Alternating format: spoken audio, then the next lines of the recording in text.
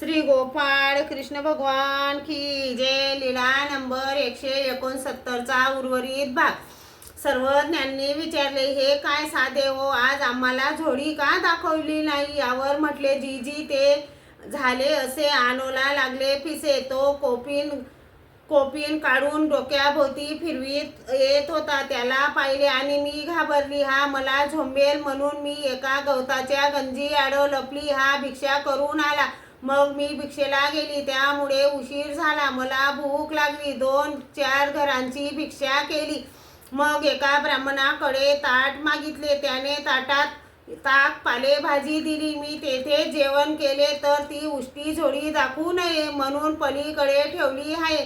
सर्वज्ञांनी सांगितले, साधे हो, ते घर तर वाण्याचे होते, ब्राह्मणाचे नव्हते. नाही जी, त्या घरी तर तुळशीचे वृंदावन आहे.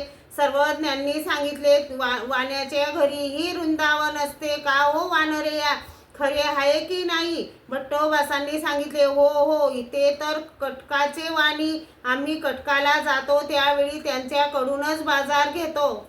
साधाने म्हटले, नाही जी, त्यांच्या बायांचे मोठे मोठे कान. सर्वज्ञांनी सांगितले, वाण्यांच्या बायांचेही मोठे मोठे कान असतात.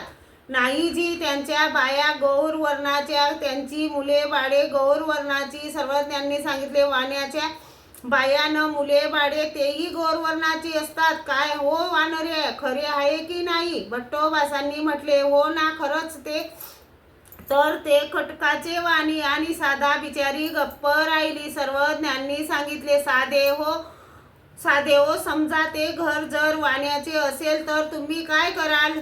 जी, तर मी सर्वज्ञांचे चरणोदक घेईन, मग माझे पोट पवित्र करीन. सर्वज्ञांनी सांगितले, साधे हो, ते घर वाण्याचे नव्हते हो, ते घर ब्राह्मणाचे. तुम्हाला आम्ही विनोदाने तसे म्हणत होतो हो जी. म्हणून श्रीचरणा लागली. श्री गोपाळ कृष्ण भगवान की जय.